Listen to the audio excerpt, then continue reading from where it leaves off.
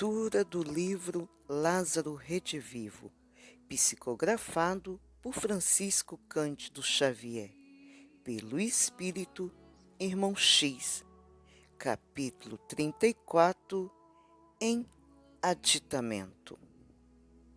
Surpreendeu-se você com a minha resposta despretensiosa e sincera sobre as complexidades do Espiritismo diante das manifestações das inteligências menos desenvolvidas nos serviços fenomênicos, e pergunta-me inquieto: mas você aprova o uso da cachaça e do fumo por entidades desencarnadas? Elogio o linguajar dos manifestantes a que me referi? Não considera essa tolerância um perigo para o sistema doutrinário? Parece, contudo, meu amigo, que você não penetrou a essência de minhas palavras. Não posso aprovar o uso de drogas alvitantes, nem pelos desencarnados, nem por você, que não desdenha venenosos anestésicos adquiridos como material elegante. Não posso elogiar o erro deliberado, como ninguém pode, em sã consciência, louvar os desequilíbrios voluntários. Quanto à sua terceira interrogação, consideramos que o sistema doutrinário nada tem que ver com as manifestações do indivíduo. O Estado, representando o conjunto das leis que regem um país, será responsável pelos fenômenos infantis, dentro dos quais o patriota do futuro não sabe senão balbuciar alguns rudimentos da língua? Condenará, porventura, a criança que não pode soletrar os códigos ou providenciará serviços eficientes de educação? Desde 1583, época em que, segundo Rio Branco, foi firmado o primeiro contrato para a introdução de escravos africanos no Brasil, cercamo-nos deles, valendo-nos de sua cooperação heróica.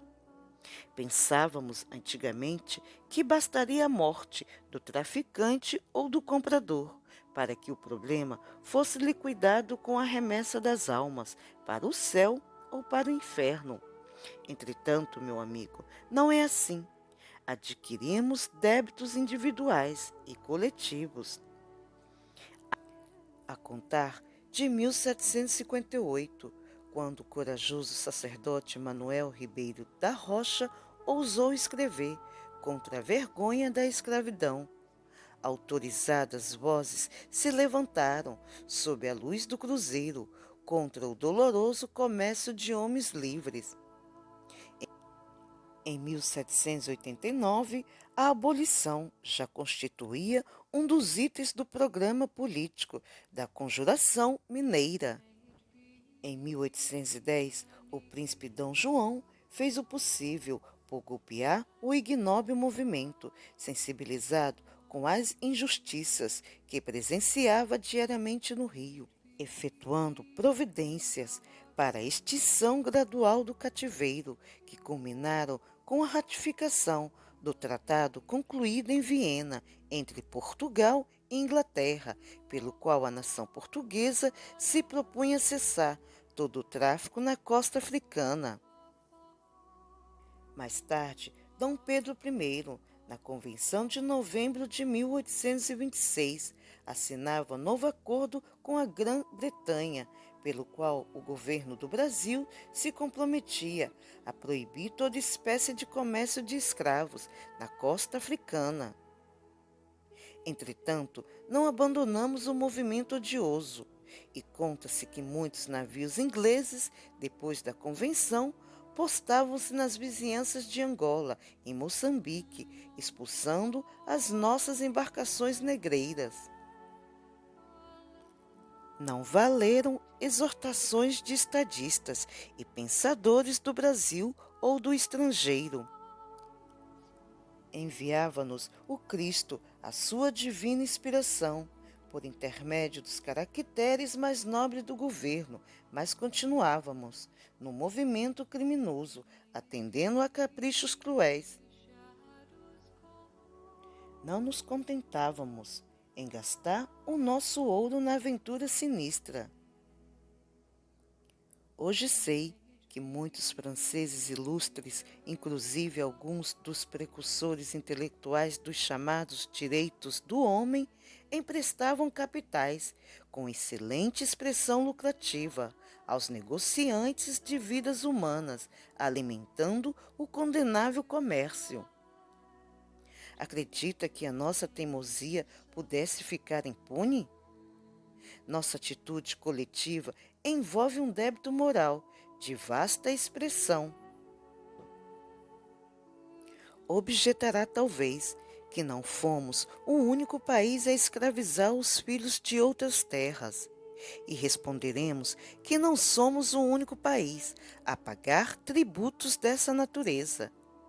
Desde muito antes do Império Romano, que perdeu a hegemonia política em virtude do instinto de dominação, todas as nações da terra saldam os compromissos morais de acordo com os débitos contraídos. Pergunta-me ainda você como interpretar as entidades reconhecidamente perversas que comparecem por vezes no círculo de manifestações dos antigos escravos desencarnados em solo brasileiro.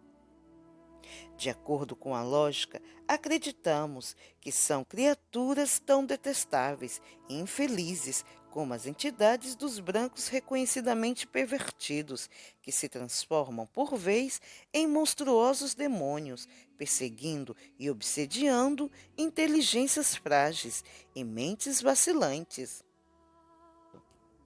Ultimando as indagações, você exclama e interroga. Oh, compreendo a responsabilidade, mas como extinguir o mal? Sim, as nossas responsabilidades morais nesse setor da evolução coletiva são bem graves e não podemos desdenhá-las.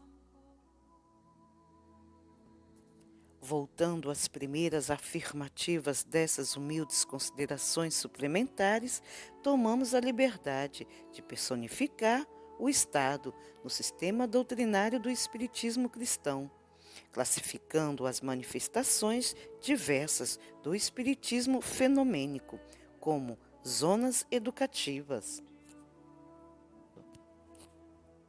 Supõe você que a abolição terminou em 13 de maio de 1888?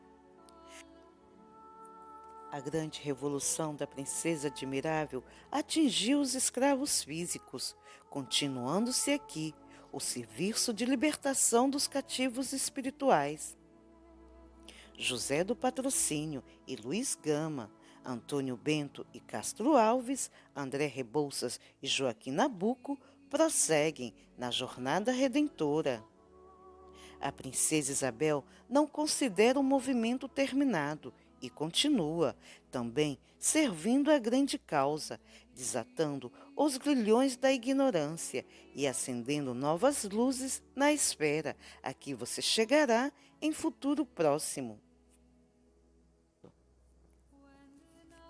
Observo que em sua pergunta derradeira você mostra o desejo de receber um roteiro de serviço. A propósito, comunico-lhe que levei suas considerações e indagações ao conhecimento de um dos espíritos mais belos que militaram na campanha abolicionista do Brasil. E essa criatura generosa deu-me a resposta sábia que transmito a você, sem omitir uma só palavra.